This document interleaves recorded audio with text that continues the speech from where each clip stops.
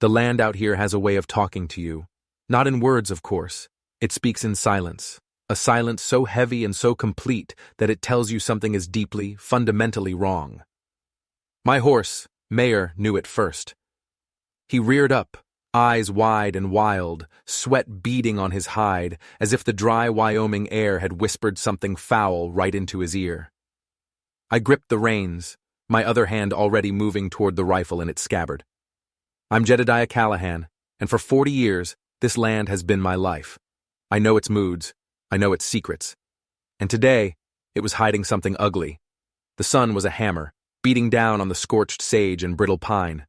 I'd ridden out before dawn to check a fence line, but a feeling, a deep, crawling dread, had pulled me further north, toward a place I hadn't thought about in years. An old, abandoned homestead. A run-down barn, half swallowed by weeds, its bones rotting under the relentless heat. And that's when I heard it. A whimper.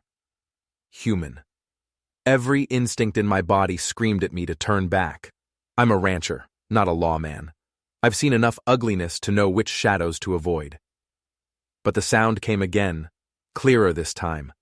A woman's moan, so broken and raw it sounded like a soul being torn in half.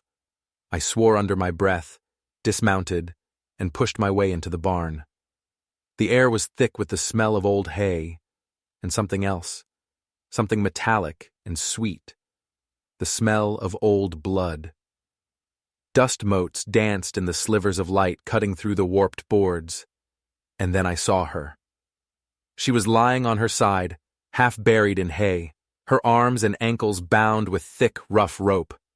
Her dress was shredded, soaked in sweat and dirt and crusted with dark stains. Pale strands of hair were matted to her face, one eye swollen completely shut. The other flickered open as I knelt beside her. It was glassy, terrified. "Ma'am," I said, my voice hoarse. "Can you hear me?" She flinched, her lips moving, but no sound came out. Then a whisper, a rasp so faint it was almost swallowed by the suffocating silence of the barn. "Please," she breathed. "Please don't lift my skirt." I froze. The plea wasn't about modesty. It was about humiliation. It was a warning, begging me not to see something that had been put there for the world to see. But the dark stain, soaking the lower half of her dress, told a story that couldn't be ignored. There was a wound there, and it was bleeding badly. "I'm sorry," I said, my voice softer than I intended. "But I have to stop the bleeding." Her eyes fluttered shut, a single tear tracing a path through the grime on her cheek. She was bracing herself, not for pain, but for the shame of the reveal. My hands, steady from a lifetime of breaking stallions and mending fences, trembled as I gently, carefully lifted the hem of her torn skirt, and my world stopped. It wasn't a cut. It wasn't a gash from a struggle. It was a brand. Carved into the flesh of her upper thigh, the letters still raw and weeping, were 4 words that turned my blood to ice. Owned by M. Graves. The letters were jagged, but deliberate. A signature burned into human flesh, an act of ownership, an act of pure, distilled evil. I let the skirt fall, a guttural sound escaping my own throat. My mind, against my will, conjured a face I hadn't allowed myself to see in 3 long years, a face that haunted my waking hours and owned my nightmares. Mason Graves. He wasn't just a wealthy land baron with fingers in every deal from Cheyenne to Helena. He wasn't just a man who made problems disappear. He was my former partner, the man who had stolen my ranch, my future, and my wife. And now this woman, marked like livestock, discarded in the ruins of a forgotten homestead on the edge of my own land. The woman lay perfectly still, her breathing so shallow I thought she might have passed. It felt like her soul was holding its breath, waiting to see if I would be another man who would walk away and leave her to die. I wouldn't. My gut screamed at me to ride away, to forget what I saw, to not poke the bear that had already mauled my life to pieces. But I couldn't. Not this time. "I'm getting you out of here," I muttered, more to myself than to her. I used my knife to saw through the ropes. my touch as gentle as I could make it. She whimpered when her circulation returned, a sound of pure agony. I wrapped her in my saddle blanket, the wool rough against her torn skin, and lifted her into my arms. She was impossibly light, as if she'd already given half of herself to death. I secured her in the saddle, mounted up behind her, and turned my horse south, toward home. As the sun bled out across the Tetons, I knew one thing with a certainty that settled deep in my bones. This wasn't just about saving a stranger. This was a reckoning, and it had been a long time coming. The first thing she asked for was water. Her voice was a dry, scratching whisper, barely a breath in the quiet of my cabin. I'd laid her on my own bed, cleaned her wounds as best I could with boiled water and herbs, and sat a silent vigil as the fever took her. For days, she drifted in and out of consciousness. I'd tend the raw, angry letters on her thigh, the brand that seemed to burn itself into my own mind, owned by M. Graves. It was more than a wound. It was a declaration of war. I never spoke much. There was nothing to say. There was only the quiet work of survival. On the third day, her fever broke. I was kneeling by the bed, changing a compress, when her eyes opened. They weren't dazed or fearful anymore. They were focused, aware. She watched me in silence as I worked, her gaze heavy, measuring me. "You're safe here," I said, my voice rough. "Name's Jed Callahan.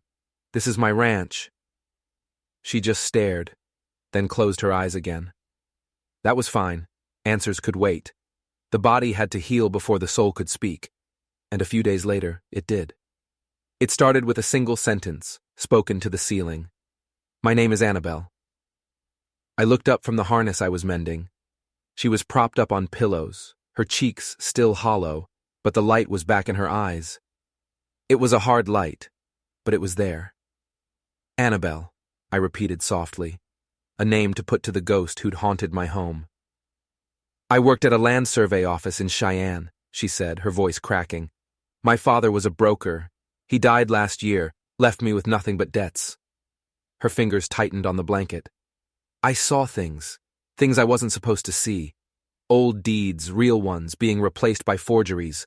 Land claims being shuffled, signatures that didn't match. I put down my tools and listened. "There was a man, Mr. Abernathy," she continued, her voice growing brittle. "A kind old rancher. He came in, confused. He said the county told him he'd sold his land, but he swore he hadn't. I found the documents. I saw the forgery. It was clumsy, but it was there." Her hands started to tremble. I mentioned it to a clerk. A friend, I thought. He told me to keep my mouth shut. He said Mason Graves had ears everywhere. She finally looked at me, her one good eye locking onto mine. "I should have listened. Graves," I said. It wasn't a question. She nodded. "2 of his men came for me that night. They didn't ask questions, they just took me. They wanted to know who else I'd told." She swallowed hard, a raw, painful sound. "I hadn't told anyone, but they didn't believe me." Her hand drifted unconsciously toward her thigh, over the spot where the brand lay hidden beneath the blanket. "That," she whispered, her voice breaking, "that was his idea. Graves. He came to the barn himself. He wanted to sign his work. To mark me. A message to anyone else who thought about crossing him." A cold, patient rage began to burn low in my gut. The kind of rage that doesn't lash out, but settles in your marrow and waits. "They left me there," she said, tears finally tracing paths down her face. "They thought I'd die slow, of thirst or infection, forgotten." She looked at me, her gaze so intense it felt like it could strip the flesh from my bones. "If you hadn't come—" She didn't need to finish the sentence. We both knew how it ended. Later that night, after a silent meal of stew and stale bread, she looked across the small wooden table and asked the question that had been hanging in the air between us since the moment I carried her through the door. "Why?" she asked. "Why didn't you just ride away?" I stared into the fire, the flames dancing in the hearth. I thought of the silence of my life for the past 3 years, the emptiness, the fear. Because I've walked away before, I said, the words tasting like ash in my mouth. When he came for my wife. When he took everything. I finally turned to face her, the confession a weight lifting off my soul. Because I was a coward. Annabelle didn't look away. She didn't offer pity. She just nodded, as if she understood. And in her eyes, I saw something flicker. Not fear, not pain, resolve. She wasn't just a survivor. She was a witness, and the story she had to tell wasn't over. Suddenly, I felt a strange and terrifying thought bloom in my mind. The brand on her leg, it wasn't just random cruelty. The placement, the style of the letters, it was familiar. I looked at her, a cold dread washing over me. The brand, I said, my voice barely a whisper. Can I see it again? She hesitated, then slowly, deliberately, pulled back the blanket and lifted the hem of the nightshirt I'd given her. I leaned in, my heart pounding against my ribs. The letters, owned by M. Graves, were carved in a specific jagged script, a script I recognized. It was the same way he'd signed the deed when he'd stolen my half of this very ranch, but that wasn't the part that made my blood run cold. Below the name, almost hidden in the inflamed flesh, was a smaller symbol, a tiny, stylized carving of a lone pine tree. It was Lorna's symbol, my wife's. She used to carve it into the fence posts on the edge of our property. It was her mark, her sign that this land was ours. Graves hadn't just branded Annabelle with his name, he had branded her with my wife's memory. It was a message, sent across 3 years of silence, aimed directly and personally at me. He knew I would find her. He wanted me to find her. This wasn't a warning to a stranger. This was an invitation. The rain started the third night, a steady weeping patter on the tin roof of the cabin. It was a sound that usually brought peace, but tonight, it felt like the sky was mourning. Inside, a new kind of silence had fallen. Not the silence of healing, but the tense, brittle silence of two people standing on the edge of a cliff. The revelation of the pine tree brand had changed everything. This was no longer a stranger's fight I had stumbled into. It was my own war, reignited. Annabelle had seen the shift in me. The quiet purpose had been replaced by a coiled, dangerous energy. She no longer looked at me with just gratitude. Now there was a shared understanding. We were two ghosts, haunted by the same man. He killed her, didn't he? She asked, her voice soft but clear, cutting through the sound of the rain. She didn't need to say my wife's name. I didn't look up from the fire I was stoking. I just nodded.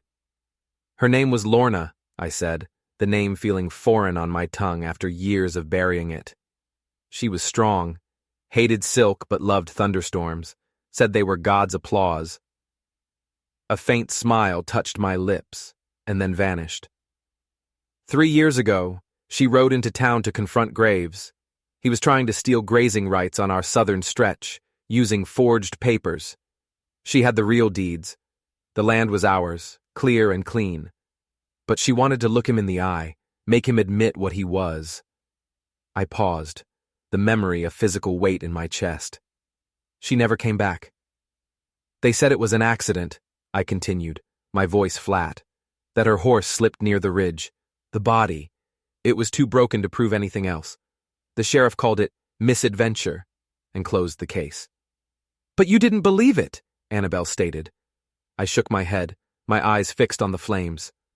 Not for a second. And you did nothing? The question was sharp, not with judgment, but with a desperate need to understand. I finally looked at her, my own self-loathing a bitter taste in my mouth. No, I did nothing. Why? Because I was a coward, I repeated, the word a brand on my own soul. He took the land, the cattle, he took her, and I just let him. I sold off what was left, let the hands go, and crawled into this cabin to die slow.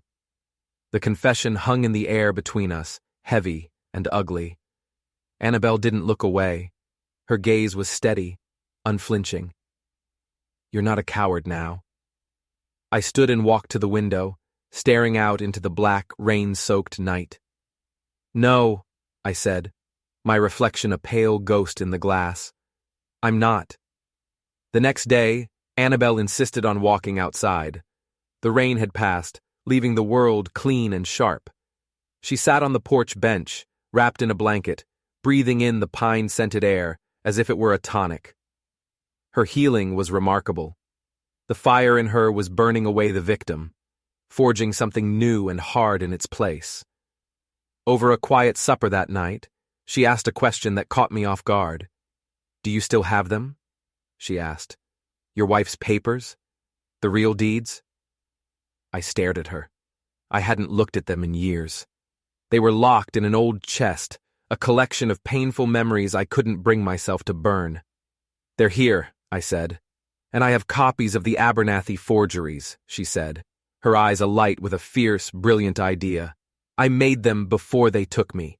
I mailed them to myself, to a general delivery box in Cheyenne." My heart began to pound a slow, heavy rhythm. "He thinks he destroyed the proof," she said, leaning forward, her voice dropping to an intense whisper. "He thinks I'm dead or broken. He thinks you're still a beaten man. He's arrogant. He's sloppy." I looked at her, at the raw intelligence burning in her eyes, and I saw it, a path forward, not just a mad dash for revenge, but a plan. "The brand wasn't just a message to you, Jed," she said, her voice shaking with the force of her realization. "It was a mistake. It connected his crime against me to his crime against you. It ties it all together." A long silence stretched between us, filled with the crackle of the fire and the dawning of a terrible, beautiful purpose. "So we go to Cheyenne," I said, the words feeling like they were pulled from somewhere deep inside me. "We get my papers," she confirmed. "We get mine," I added. "And then?" she asked, her gaze unwavering. I reached for the bottle of rye on the shelf and poured 2 glasses. I pushed one across the table to her. Her hand was steady as she took it. "And then," I said, raising my glass, "we don't just burn the deed. We burn the man who wrote it." She lifted her glass, her eyes reflecting the firelight. "To fighting back." We drank. And in that moment, we weren't a broken rancher and a branded woman anymore. We were an army of 2. The ride to Cheyenne was a journey through a ghost land. Every rock, every twisted tree seemed to hold a memory of Lorna, of the life Graves had stolen. But this time, the memories didn't bring pain. They brought fuel. We rode hard and fast, avoiding main roads, cutting through old ranch lanes and wooded passes I knew like the back of my hand. Annabelle was a natural in the saddle, her body still weak, but her will made of iron. She never complained, never asked to stop. She just rode, her eyes fixed on the horizon, a woman riding toward the fire that had almost consumed her. We made camp the second night in a grove of cottonwoods, the wind whispering through the leaves like worried spirits. "Are you scared?" I asked, passing her a tin cup of coffee. She looked into the flames of our small fire. "All the time," she admitted, "but it's different now. Before, I was scared of what he would do to me.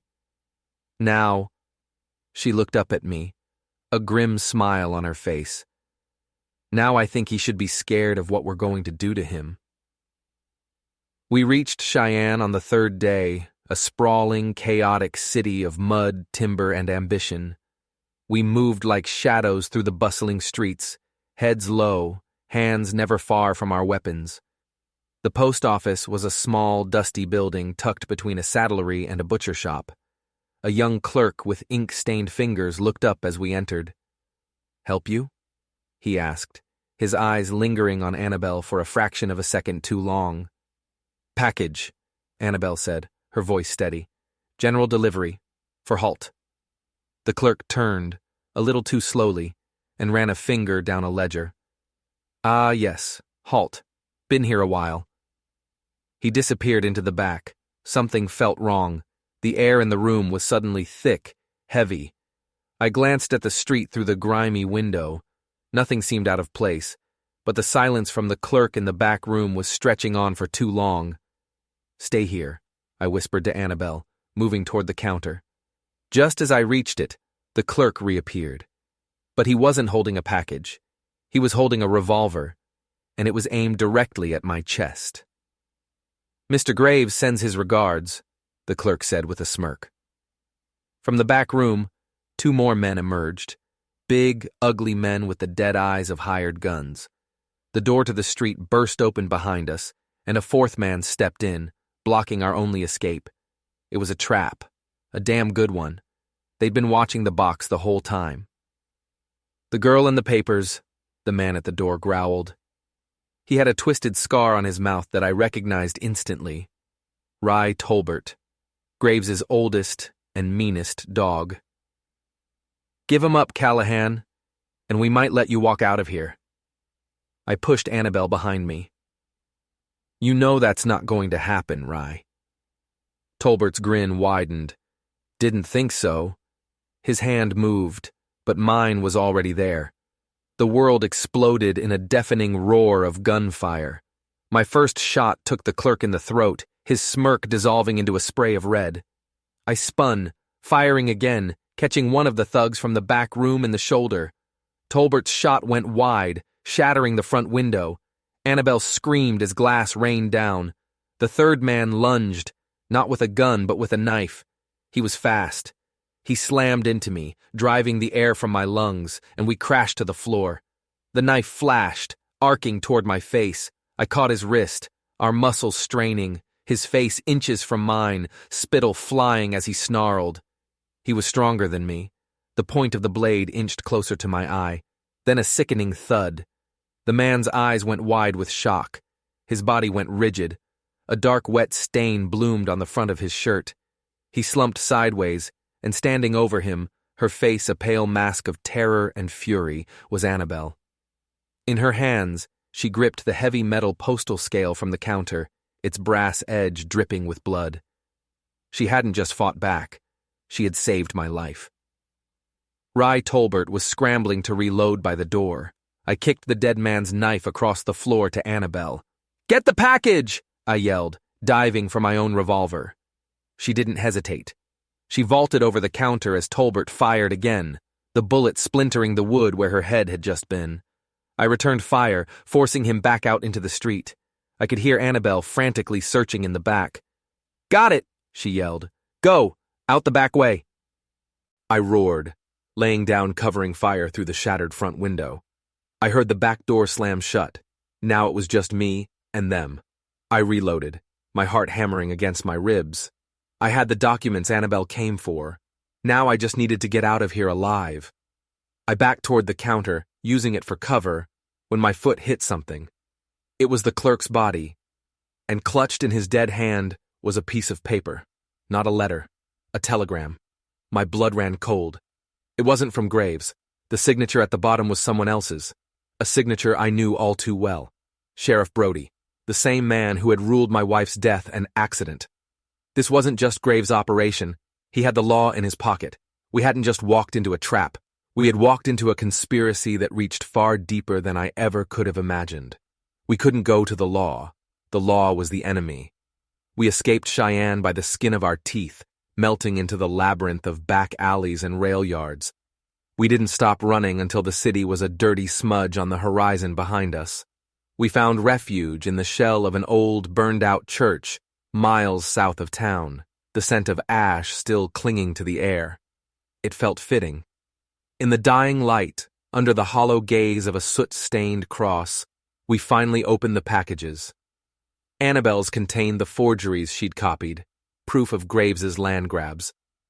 But it was my package, the one from the dusty chest under my bed, that held the real poison.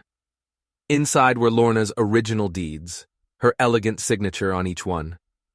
And tucked within them was a small black ledger she had kept. I had never been able to bring myself to read it. It was too painful. But now, I had to know. Annabelle lit a lantern, her face grim in the flickering glow. "What is it?" I opened the ledger. Lorna's neat handwriting filled the pages. It started as a record of ranch business, but it slowly transformed into something else. An investigation. She had been tracking Graves's forgeries long before Annabelle had. She'd found the same pattern of theft and intimidation, but she had found something more. She had found his partner. My hands shook as I turned the page. There, circled in red ink, was a name, Sheriff Brody, and next to it, Lorna had written a note. Brody provides the legal cover, forged sales, auctions. He makes it all disappear into the county records. They are bleeding the valley dry together. It was all there. The proof. The reason she was dead. She hadn't just confronted Graves. She was going to expose them both. But that wasn't the worst of it. I flipped to the last entry. The page was dated the day she died. The handwriting was rushed, frantic. Found the master ledger, not in Graves's office, hidden at the old Miller place. He's selling more than land. He's selling water rights, our water, to the railroad. The whole valley will be a dust bowl in 5 years. Brody signed the main contract. I have to get it. I'm going tonight. I looked at Annabelle, my vision blurring. The old Miller place was a ruin just a few miles from the ridge where they'd found her body. She hadn't been going to town to confront him. She was going to get the final piece of evidence, and they had been waiting for her. Annabelle put a hand on my arm, her touch grounding me. Jed, she said softly, this changes things. It's not just about land anymore. It's about the lifeblood of this entire territory. I closed the ledger, the leather cool against my trembling fingers. He didn't just kill her. He killed the future of this place for profit. Suddenly, the telegram I'd found on the dead clerk made a new, terrifying kind of sense. Sheriff Brody hadn't just been helping Graves. He was a full partner, and he would do anything to keep that secret buried. We were no longer just fugitives. We were loose ends. They'll be hunting us now, Annabelle said, her voice low and steady. Brody will have pauses combing every inch of this territory. Let them, I said, a cold, hard certainty crystallizing in my soul. We're not running anymore. What do we do? She asked. We can't go to the law. We can't trust anyone.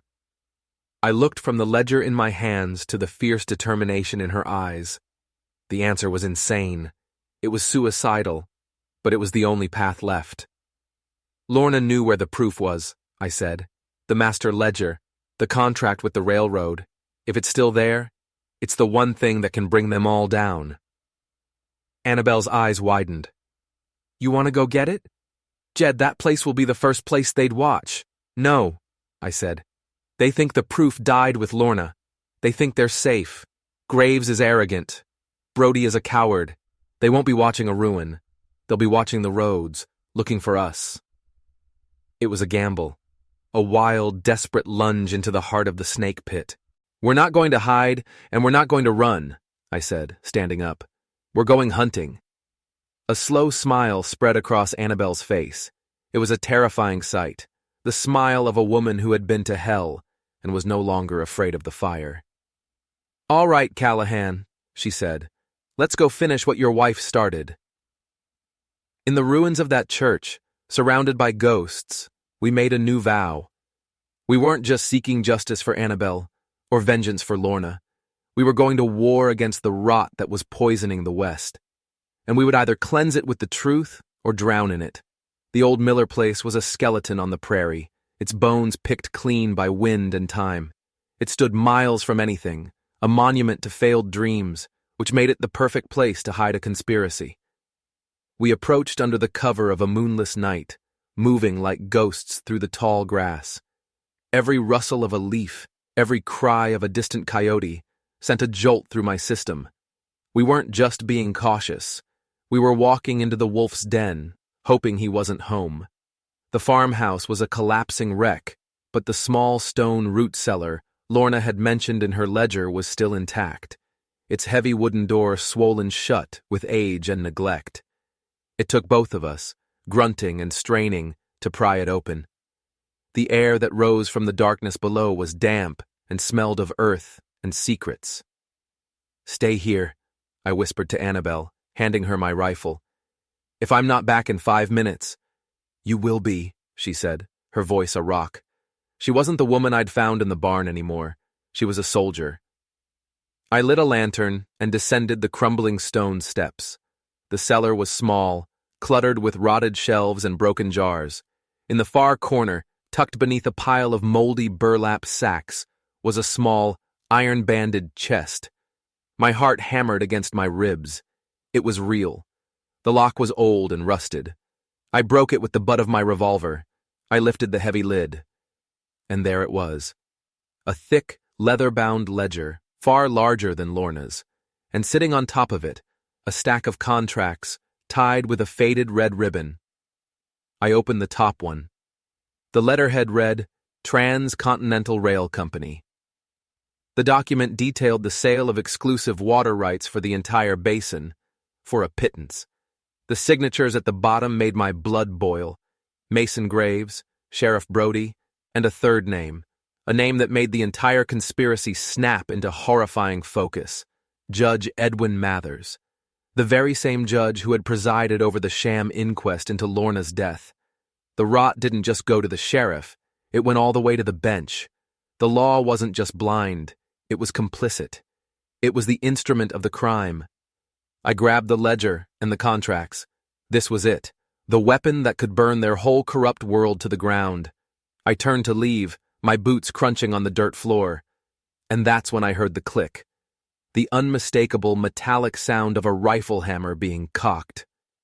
I froze, my blood turning to ice.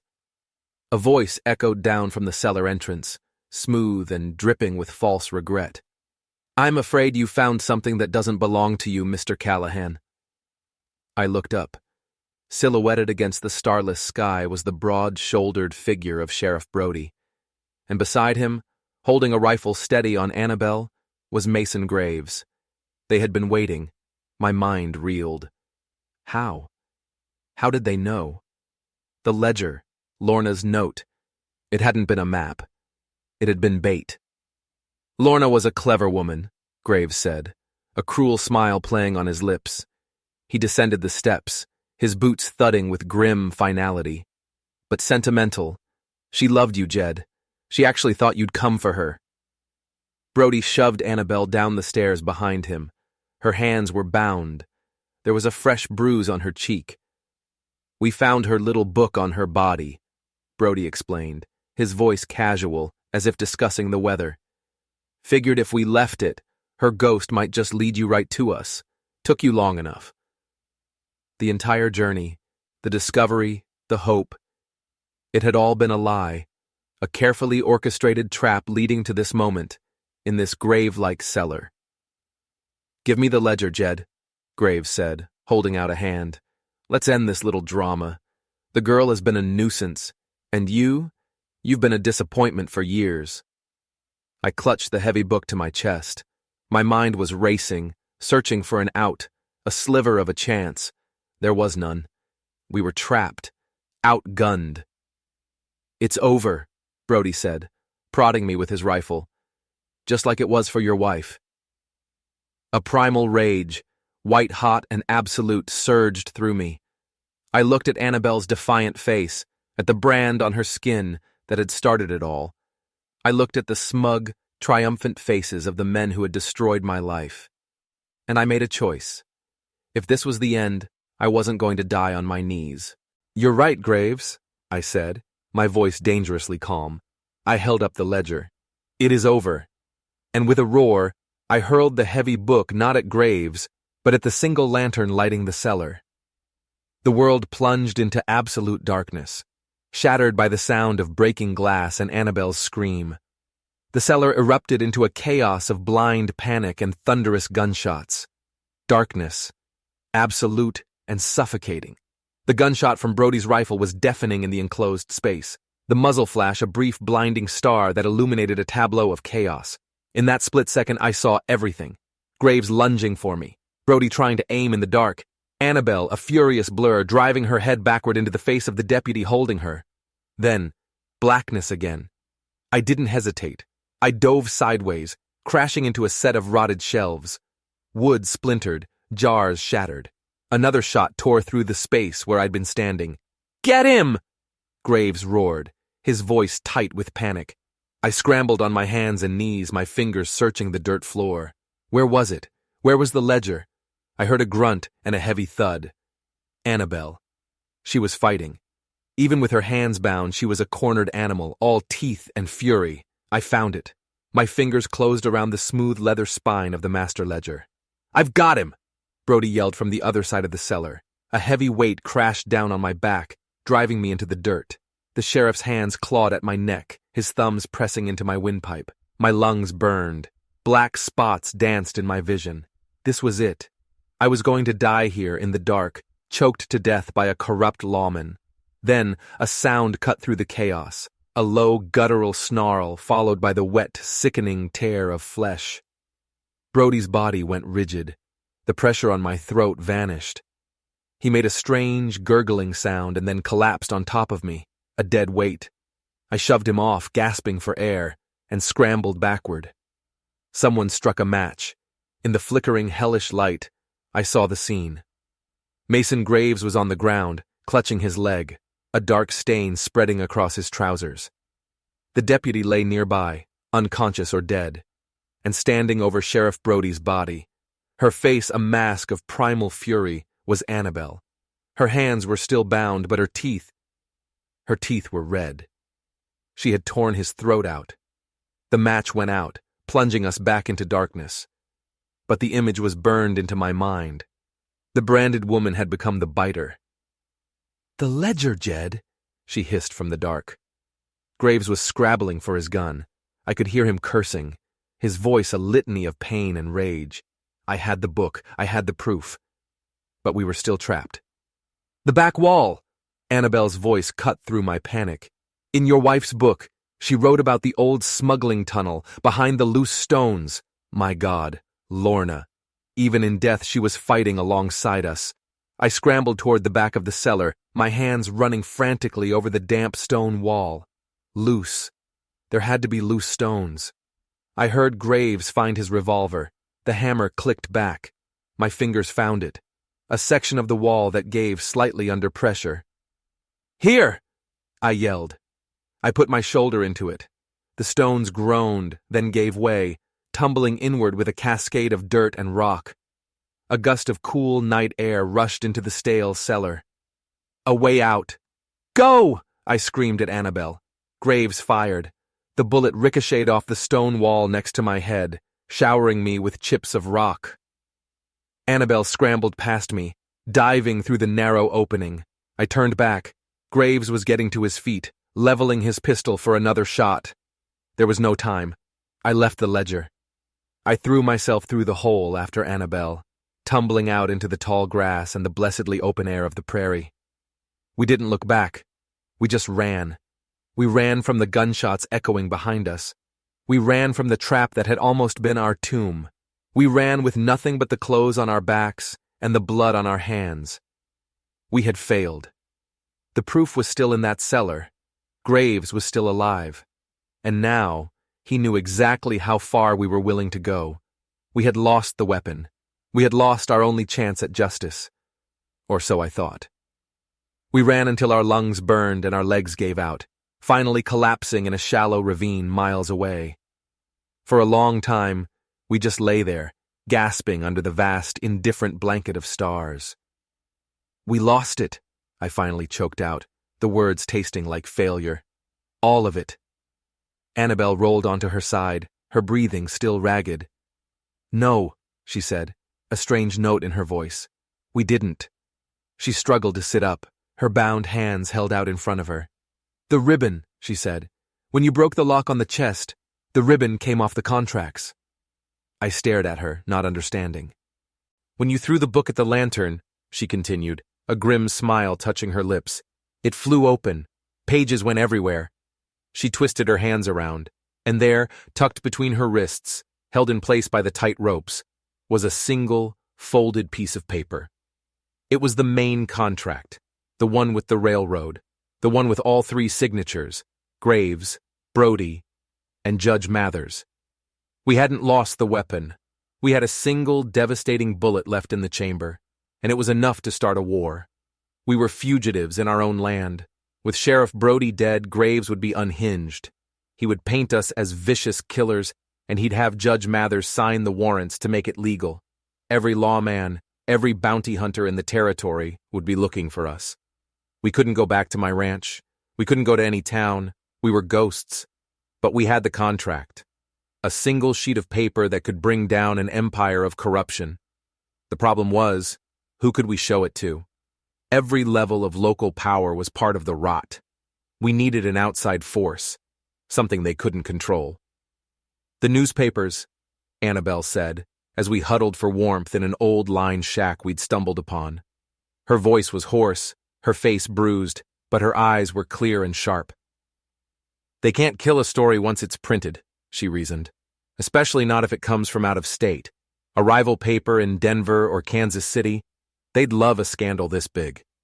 It was brilliant and incredibly dangerous. We had no allies, no way to get a message out safely. Except for one. Silas, I said, the name coming to me through a fog of exhaustion. Silas Dobbins, the crusty old telegraph operator who lived and worked in splendid isolation miles from anywhere. He was a cynic who hated the government, Graves, and most of humanity in equal measure. He was, in other words, the most trustworthy man I knew. It took us 2 days to get there, traveling by night, stealing food from a trapper's line, drinking from streams. We looked like wild animals by the time we saw the faint, lonely light of his station. Silas opened the door with a shotgun in his hands. He stared at us, his eyes narrowing. Good God, Callahan, you look like you've been spat out of hell. Close enough, I said. We told him everything.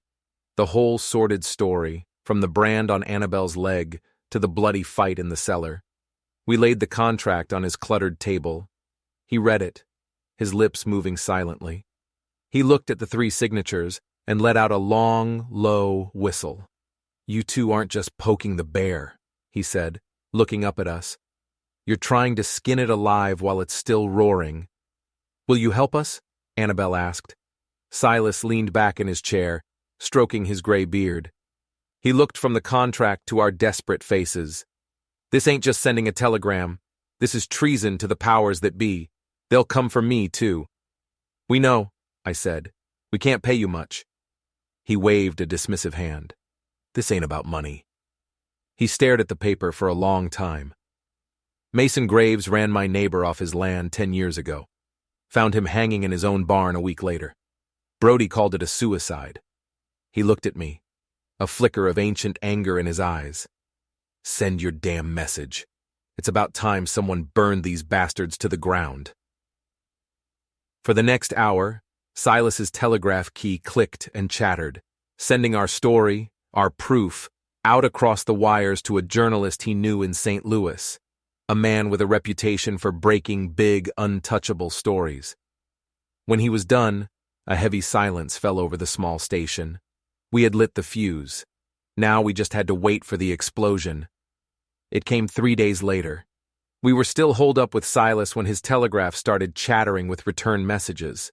First from St. Louis, then Kansas City, then Chicago. The story was out, and it was bigger than we could have imagined. Wyoming conspiracy exposed, judge, sheriff implicated in massive land and water grab. The headlines were like thunder rolling across the plains. The scandal was erupting on a national level. The Transcontinental Rail Company, terrified of the bad press, immediately issued denials and announced its own internal investigation. The territorial governor, under pressure from Washington, was forced to call in the U.S. Marshals. The empire of corruption, so carefully built in the shadows, was being dragged, kicking and screaming into the light. We had done it. But our fight wasn't over. The story named us as material witnesses, but it also named us as the killers of Sheriff Brody. We were still wanted. And somewhere out there, Graves and Mathers were cornered, wounded animals. And cornered animals are the most dangerous. You can't stay here, Silas said, handing us a bag with food and a fresh canteen. Graves will tear this territory apart looking for you. He's got nothing left to lose. He was right. We had won the battle of information, but the physical war was coming. Where do we go? Annabelle asked, her gaze fixed on the endless prairie outside the window. I thought of my ranch, my home, the place where this all started, the place where Lorna's memory lived. It was the one place they'd be sure to look, and that made it the perfect place for a final stand. "We're not running anymore," I said, looking at Annabelle. "We're going home. We're going to finish this on my land, on our terms." A slow, determined smile spread across her face. "All right, Callahan," she said. "Let's go set one last trap." We were no longer fugitives, hiding in the shadows. We were the bait, and we were heading straight back into the heart of the fire. Returning to the Callahan ranch felt like returning to a tomb. The air was heavy, still. The silence was wrong. This place had been a sanctuary, then a fortress. Now it felt like a graveyard waiting for its next occupants. We didn't have much time. The U.S. Marshals would be coming, but Graves would be faster. He was driven by pure vengeance now. He wouldn't wait for the law. We fortified the cabin, not like we were expecting a siege, but like we were preparing a kill box. We boarded windows, leaving only small slits to fire through. We arranged every piece of furniture to create a deadly funnel from the front door. Annabelle, with a grim efficiency that chilled me to the bone, laid out our remaining ammunition and sharpened every knife we owned. We were no longer just a rancher and a surveyor. We were executioners waiting for the condemned. They came at dusk. 3 riders, silhouetted against a sky the color of a fresh bruise. Mason Graves was in the center, flanked by Judge Mathers and a hired gun I didn't recognize. The judge, a man of law, was holding a rifle, his face pale and contorted with fear and rage. They stopped just outside the fence line. "Callahan!" Graves's voice boomed across the yard, raw and shredded. "This ends tonight. You and that witch have cost me everything. There's nowhere left for you to run." I stepped out onto the porch, my own rifle held loose in my hands. "We're not running, Mason. We're waiting." The judge nervously raised his rifle. "Give it up, Callahan. We can make a deal." I laughed, a harsh, humorless sound. "Your deals are what got us here, Judge. The only deal you're getting now is with your maker." Graves screamed in pure fury and opened fire. His shot went wild, splintering the porch rail, and then the world dissolved into thunder and smoke. I dropped to one knee, firing from behind the cover of a post. The hired gun on Graves's left tumbled from his saddle, a dark hole blossoming in his chest. From inside the cabin, Annabelle fired, her shot precise, methodical. The bullet clipped the judge's shoulder, spinning him around with a cry of pain. He dropped his rifle and clutched at the wound, his face a mask of disbelief. Graves, a man possessed, charged forward on his horse, firing his revolver wildly. He was a force of pure, destructive hatred. He galloped past the porch, trying to circle around to the less protected side of the cabin. But Annabelle was ready. She burst from the back door, not with a rifle, but with a lit lantern in her hand. She hurled it, a perfect arc, into the hayloft of the open barn. The dry hay ignited with a furious whoosh. Flames erupted, roaring toward the sky, turning the dusk into a chaotic, fiery dawn. Graves's horse, terrified by the flames, reared up, screaming, and threw him to the ground. He came up, his face blackened with soot, his eyes wild. He had lost his horse, his partners, his empire. He had nothing left but the gun in his hand, and it was aimed at me. We fired at the same time. A searing, white-hot pain exploded in my side. I staggered back, the world tilting, my rifle slipping from my grasp. I hit the porch wall and slid to the ground, my vision swimming in red. Through the haze, I saw Graves standing over me, a triumphant, demonic grin on his face. He had won. He raised his pistol for the kill shot. "Jed!" Annabelle screamed. And then she was there, a specter emerging from the smoke and firelight. She flew at Graves, a long, wicked-looking hay-hook gripped in both hands. She didn't swing it like a farmer. She swung it like a warrior. The sharpened point caught Graves in the side, sinking deep. He roared in agony, his shot going wide. He tried to turn the gun on her, but she was too close, too ferocious. She used his momentum, twisting the hook, driving it deeper, her face inches from his, her eyes burning with a righteous fury that was terrifying to behold. He fell to his knees, the gun clattering to the dirt. He looked at her, his eyes wide with the shock of a man who never believed a victim could strike back. "You," he gurgled, blood bubbling from his lips. "I'm the woman you branded," Annabelle said, her voice low and steady and filled with all the ghosts he had ever created. "And this is my receipt." She pulled the hook free, and he collapsed into the dust, his reign of terror finally, blessedly over. Annabelle rushed to my side, her hands pressing against the wound in my side. "Jed, stay with me! Don't you dare leave me now!" The world was fading to black, the roar of the burning barn, the smell of smoke, Annabelle's voice. It all seemed to be coming from a great distance. The last thing I saw before the darkness took me was her face, illuminated by the fire she had started. The face of an avenging angel, her mission complete. And I smiled. We had done it. We had burned it all to the ground. I woke to the smell of clean linen and antiseptic. For a moment, I thought I was dead, but the pain in my side was too sharp, too real for the afterlife. I opened my eyes. I wasn't in my cabin. I was in a clean, white room. A federal marshal sat in a chair by the window. Annabelle was asleep in a chair next to my bed, her head resting on her arms. Even in sleep, she looked exhausted, but peaceful. The marshal, a man named Dawson, who had arrived with the cavalry just after I'd lost consciousness, filled me in. The fire had burned itself out. Graves was dead. Judge Mathers, found weeping in the dirt, had confessed to everything, implicating a dozen other officials in the territory. The conspiracy was shattered. The story was the biggest scandal the West had ever seen. Annabelle and I were heroes in the papers, but we were also killers in the eyes of the law. The trial was a formality. It was held in Cheyenne, in the very courthouse where Judge Mathers had once dispensed his corrupt brand of justice. Annabelle took the stand. She didn't speak like a victim. She spoke like a force of nature. She told them about the brand. She told them about the cellar. She told them everything.